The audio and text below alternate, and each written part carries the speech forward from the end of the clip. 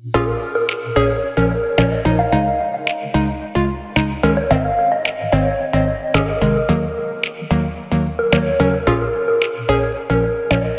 everyone back to the Practical Church Podcast. Today I'm talking about something that's super relevant to probably most of you watching or listening.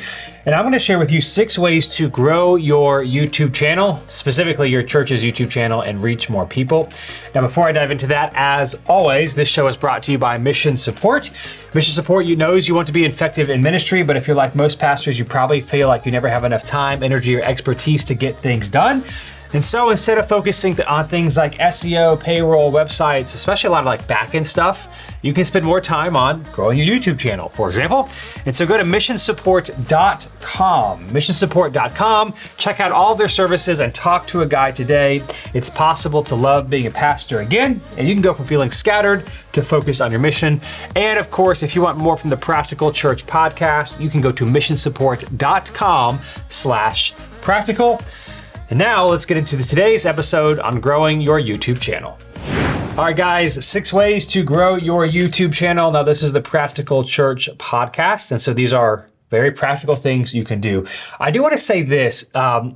This is a little bit different, although if you want more like practical things on how to do on your YouTube channel, if you want to scroll back through the archives, this is the Practical Church Show. It used to be called Practical Church Planting, and I think it was about 2 or 3 years ago now. I can't remember how old this episode was. No, it's 2021 if I remember. It's episode 234. So like if you're on whatever your podcast app is, if you like scroll down for a bit, go to episode 234. I have an episode called 8 YouTube Tips to Drastically Improve Your YouTube Channel. 8 tips to drastically improve your YouTube channel. Now that's different. That's not the same as this episode, but like if you go listen to that episode, it's kind of like things you do in the channel yourself. Like things to do a homepage. We'll just talk a little bit about here. But this one as well, like this one we're gonna do today is really helpful. But if you want more like practical stuff, because this is a little bit different than that episode. And so if you want even more stuff on how you can increase your YouTube channel, I want to say this, like, it is possible, and it's not a secret, especially with how YouTube is doing things currently. You can grow a channel quicker than you could ever have before. So we're gonna get into how to do that today. So here's number one. What I would recommend is that you record a short welcome video. Now, of course, you wanna make sure that this is a horizontal video, not a vertical video, and that you upload it onto your YouTube's homepage. Now, I just wanna, I'm not gonna say exactly how to do these things because you can Google it, like how to customize your YouTube homepage, but many YouTube channels that you go to, if you click on their homepage, there is a video that plays if you are unsubscribed. Now, you can actually change the setting in there. Like if somebody is subscribed to your channel and they go to your YouTube page, you can have it show a different video so they're not hearing your welcome video all the time. But if somebody's new, maybe they see your video online or whatever, however, they get to your website, maybe, you've got your sermons on your website, church website. And so, hopefully my recommendation is that you upload your sermon to YouTube and then you embed the YouTube video into your sermon website. So if you're doing that, let's say they click on your YouTube channel from your website and they go there. A short welcome video. Again, ours is not awesome, but like all the stuff we talk about in practical church planning, if you want just like a real, how one church does it, how we do it, you can go to ours. Ours is New City RDU. So if you just search New City RDU on YouTube, you can kind of see our welcome video. It's like 30 seconds long and you could literally just copy it or do something similar or different. I don't care, but some sort of brief welcome video. What I see some churches do, like they'll have like their most recent sermon. That's way too long. Or they might have a video like explaining the history of their church, which is kind of cool, but it's like 5 to 7 minutes long. And for a welcome video, man, people aren't gonna like sit through that. And so I'm not saying don't have those videos, but I would not have it as like the first welcome video. I would record something, just say, hey, thanks so much for checking out our channel. Here's our church. You can follow us online on social, all the other places. I probably wouldn't like go too much in your welcome video about like your address and your service times, although you can, just because like YouTube is not necessarily geographically specific. And so, you might lose some people who might not, be looking for that, especially in a welcome video. So I just do high level stuff. Hey, my name is so-and-so, I'm pastor of this church. We meet, the name of our church, we meet like I don't exactly remember what we say in ours, Raleigh, North Carolina, something like that.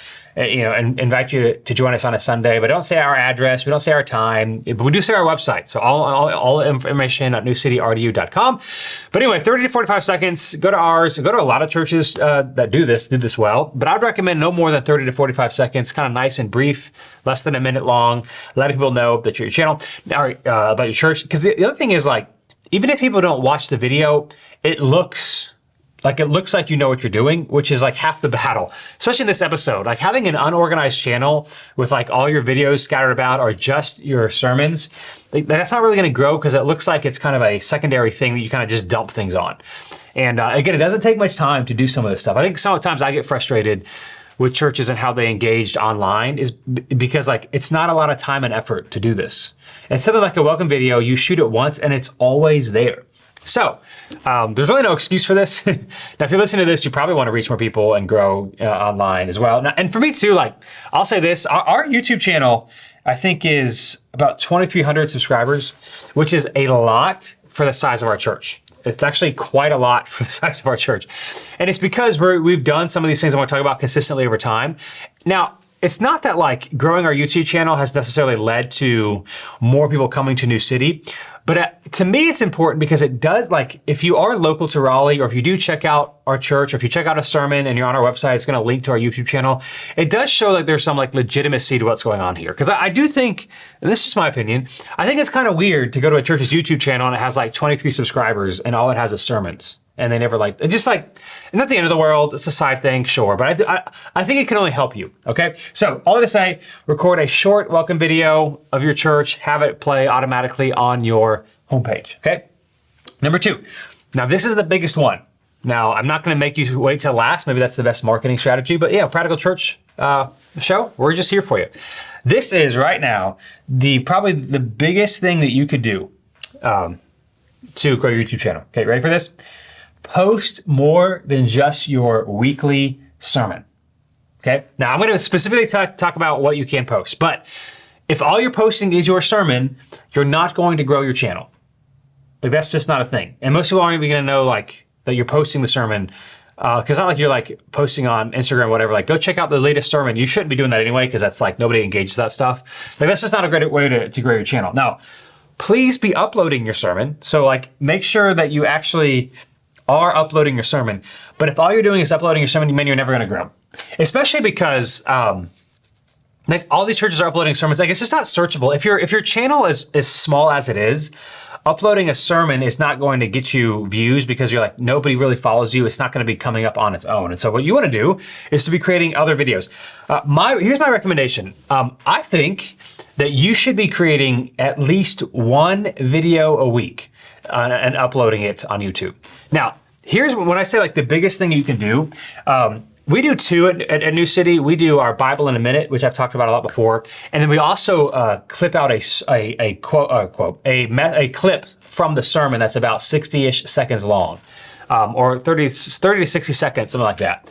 60 seconds is the goal if you want to do a vertical video, which is what we do for the Bible in a Minute in the message clip.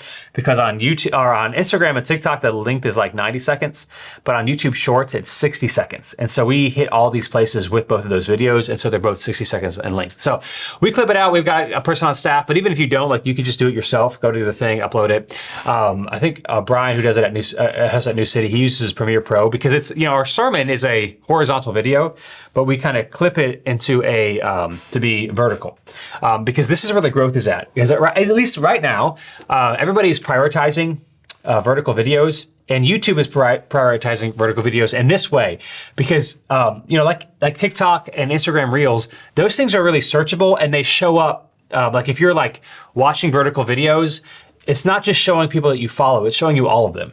And so doing these vertical YouTube shorts is a great way to grow your YouTube channel, because then it's actually discoverable. And if you just do like one a week, because again, your sermon is not going to be a short, it's going to be long. But if you just do like one video a week, you're going to get views. At least as of right now, you're going to get views, and you might like get like a follower or 2 a week. I think, I don't know ours at New City. I hate to like give a guess. I don't want to say like something like 10 to 20 a week, but it's probably at least that, if not more than that. Now, our channel is a little bit larger, so it's a little bit easier to kind of find, or I think YouTube's going to promote it a little bit more because we get a lot of engagement with our videos. But here's my recommendation, man. Do something. Now, if you want to start with just clipping your sermon, that's easy. Or do like a Bible in a minute, a theology thing, like an inspiration, an encouragement, some sort of mini devotional. Like, if you want to grow your channel, you should spend time doing it. And I guess my thing is, like, it doesn't take a lot of time. We kind of act like we're busy or act like we can't, like, if you want to engage people, it doesn't take a lot of time. Here's how we do it. So Brian, who's on staff here, he does our sermon clip. And for Bible in a minute, we record 2 at a time. And literally, I've been doing this for a couple of years, so it doesn't take me a long time, but like, I'll just like open up my Bible and just like find a verse that's interesting. And that's the verse I'll use. So I'll use my study Bible. I might Google some things, or like my personal time. If something has stuck out to me recently, I'll make a note of that.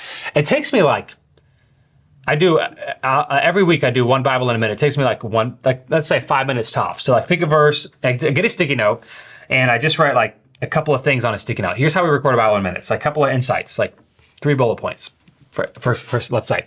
And then I do it every week, so we got 2 of them. And then once every other week, we record 2 of them back to back. We get our studio set up, and I take my sticky note and on a white piece of paper with a Sharpie, like an 8.5 by 11, I write my bullet points on a piece of paper, like lengthwise. Hopefully this makes sense.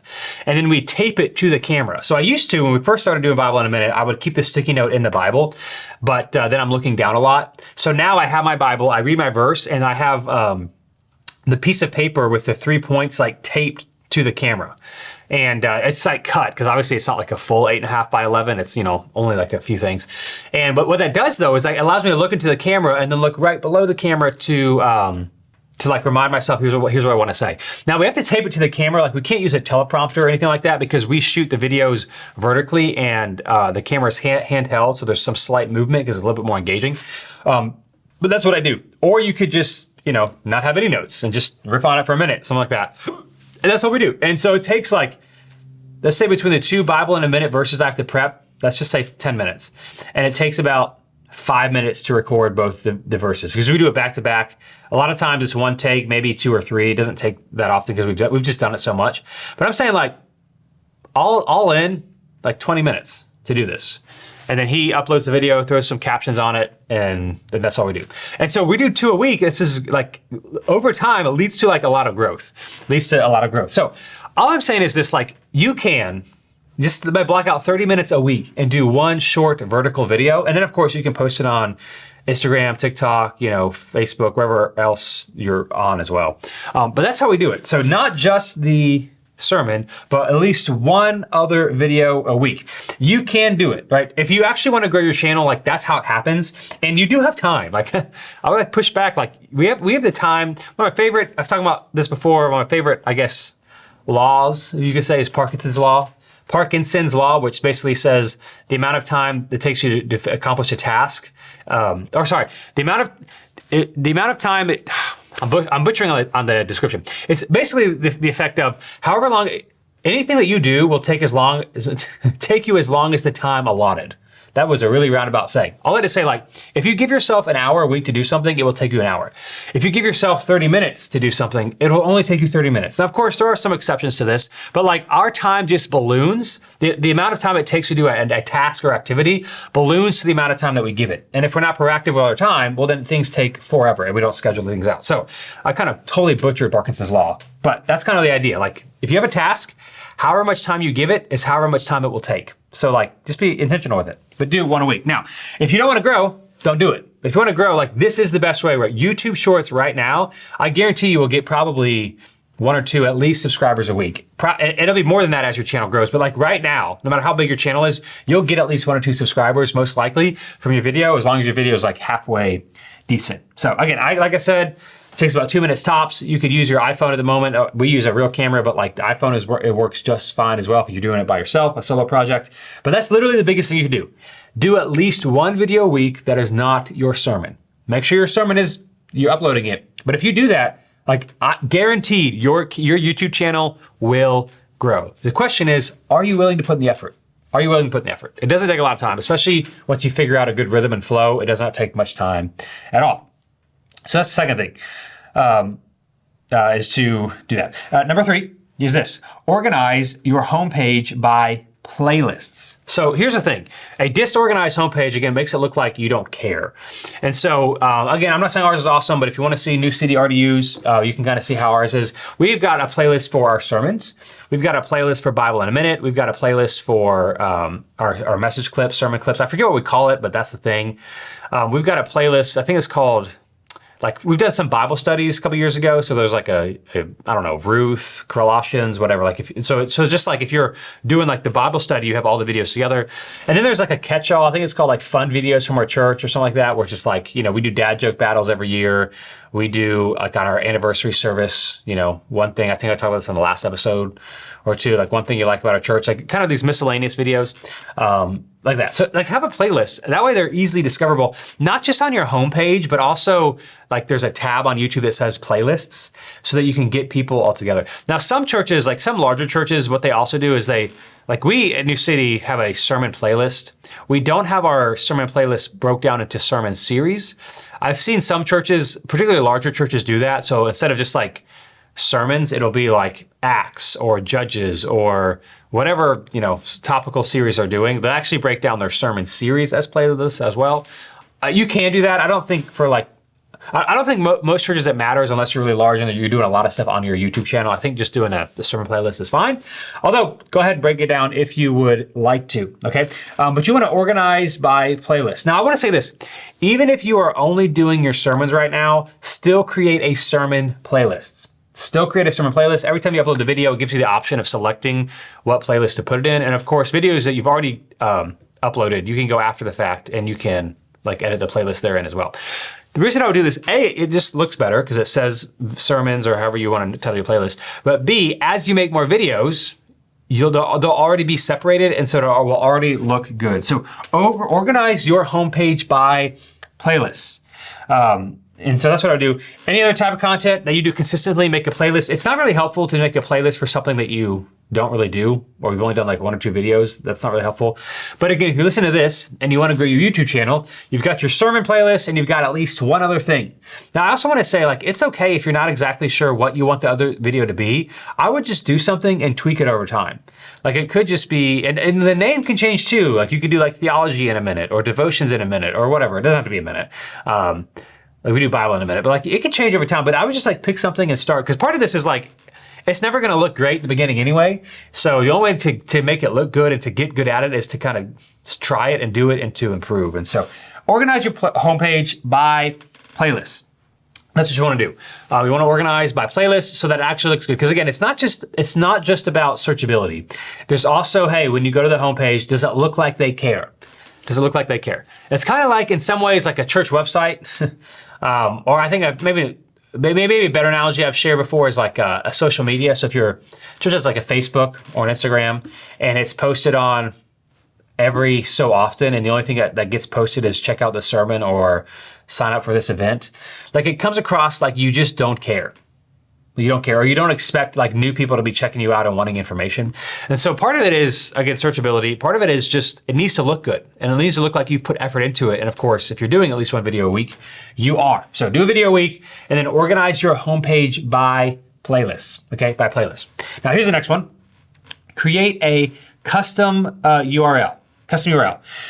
Now, I'll let you Google how to do this, but basically you want to pick a custom URL that makes it searchable. It's like New City Church, for example, is not a unique name. And there are some larger churches. There's a handful of pretty large churches in the United States that have that name. So if you search New City Church, like we don't come up. Or like there's other things that come up. Because the thing about YouTube is like when you search something, it doesn't just show pages, it also shows like videos from these pages. And so like your actual page could get pushed down quite a bit. And so my recommendation is to actually have a URL that, if possible, because this won't be a surprise to you, matches your website and your other socials. So again, for us, newcityrdu.com is our website.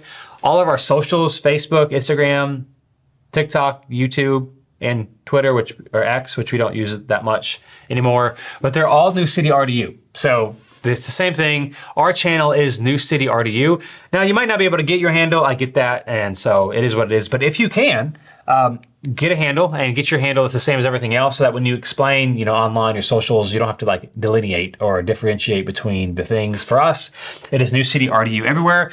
Again, it's like an easy step that you might have skipped, but go ahead and do that. Now, I can't remember. There might be a subscriber limit. There used to be you have to have like at least 100 subscribers or something like that. But you'll get there. If you're doing a video a week, like at least one short, a YouTube short a week, you will get there probably within a couple months at most, if you're doing that plus a YouTube channel, or sorry, a sermon video. But yeah, you want to organize by playlist and only do sermons, make a playlist for, sorry, I already said that. You want to make sure that you are doing a custom URL. So New City RDU is for us. Ideally, it's the same as your website. It's okay if it's not. But that, like, at the end of the day, you want to get all those together if you can. But you want to make a custom URL. That way it's a little bit easier to search and not just kind of this random thing. And so again, it makes it look more professional. It looks like you put an effort into it. And so newcityrdu.com, or sorry, New City RDU is ours, but you want to make sure that you have a handle that you can tell people to search and is easy to find. Now, the fifth thing I want to talk about is titling your videos. Now, YouTube Shorts is different. This is where maybe it's a little confusing, because it's like the title and the information in the video, it's not quite the same as doing a normal horizontal video. So what I'm specifically talking about is the horizontal videos, although you can apply it as best you can. So for our sermons, for example, we always put, like right now we're going through the book of Acts. And so this is not a title, but let's just say off the top of my head, here's how we title all of our sermons. We say Acts, the title of the sermon, and then the parentheses of the passage that we were at. So let's just say, this is not the title, but we just preached on Acts 2, 1 through 13 yesterday as I'm recording this. I can't remember the title, but let's just say the power of God, which is kind of a boring title, but let's just say it is. We would do Acts, the power of God, parentheses, Acts 2, 1 through 13. Now it's important because the more you can put, especially if you're preaching through books of the Bible, you want to be searchable, okay? And if you want to be more searchable, then putting things like that people are actually searching is helpful. So if you're to type in Acts 2, 1 through 13 sermon, I haven't done this, but I guarantee that our YouTube channel will probably show, not on like the top of the top, but if you scroll down, maybe even just a little bit, it depends on the topic. Because like, again, we don't have a massive YouTube channel, but in the church space, it's big for our size. Sometimes we get views, and some of our sermons kind of randomly pop off, because I think people are searching a specific text, and ours comes up because we put it in the title. So we put Acts, so it's already in there once. We put Acts 2, 1 through 13. And then in the description of the video, I'll say something like, we've got our stuff that's in all of our videos. There's a setting in YouTube that you can like link or say certain things, and it's like a default upload in all of them. But one of the things in your description, one of the things that you always add is something to the effect of, in this sermon, Pastor Dylan Dotson preaches on whatever, or looks at whatever, or sorry, something to the effect of, you go to YouTube channel and see, in this sermon, Pastor Dylan Dotson preaches from Acts 2, 1 through 13 on the power of God or whatever, some sort of interesting question.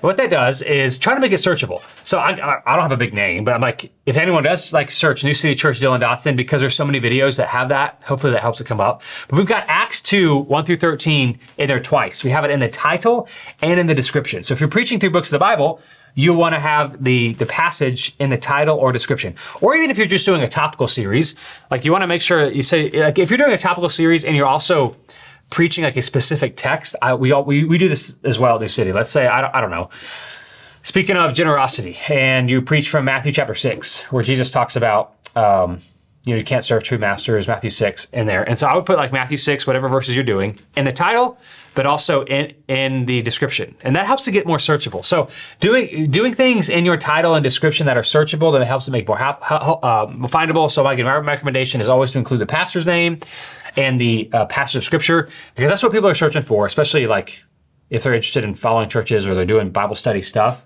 Like, having your church be like taggable and searchable is helpful, and that does make a difference. So putting things in the title and in the description, particularly like the passage that you're doing, over time, when people search those passages, you will come up. You'll be more likely to come up. Or if people like click on your video once and you have a passage that you preached on somewhere else and they search it, like your channel will be more likely to come up. So again, if you want to make it more searchable, include the passage that you're preaching both in the title and in the description.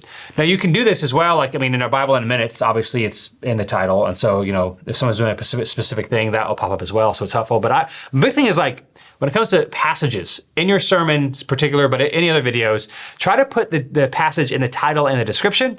Helps it be more searchable when people are searching out the specific things. Because sometimes, I don't know about you, like if I'm stuck or when I want to see like, what did someone else do with this? I'll type in, I don't know, Acts 2, 1 through 13 sermon.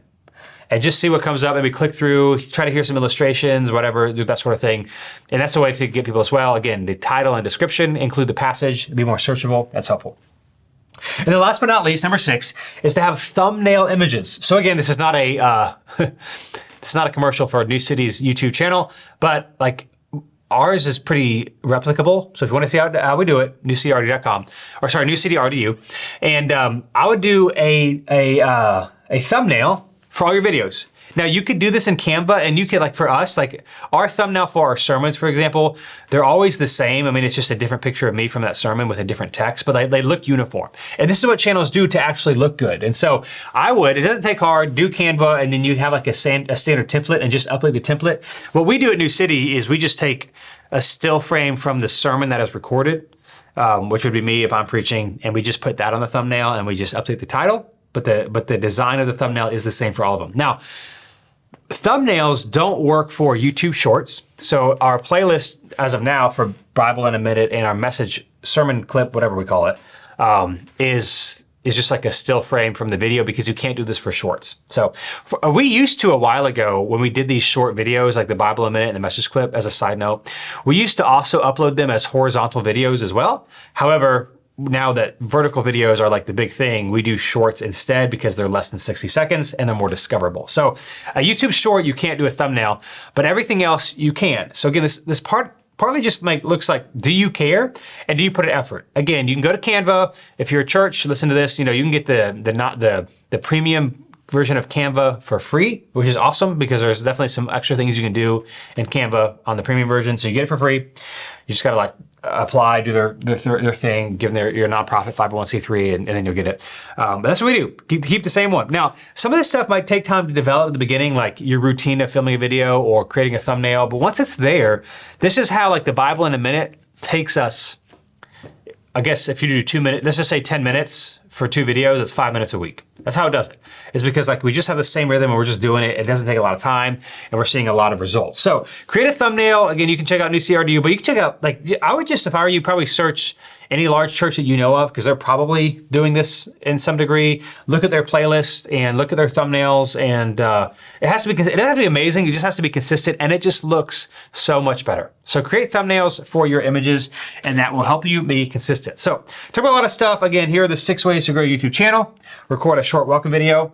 Post more than just your weekly sermon. So do one sermon of something else, or something of something else. Even if it's just a clip of your sermon, do something like that.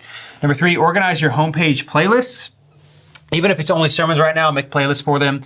Number 4, create a custom URL.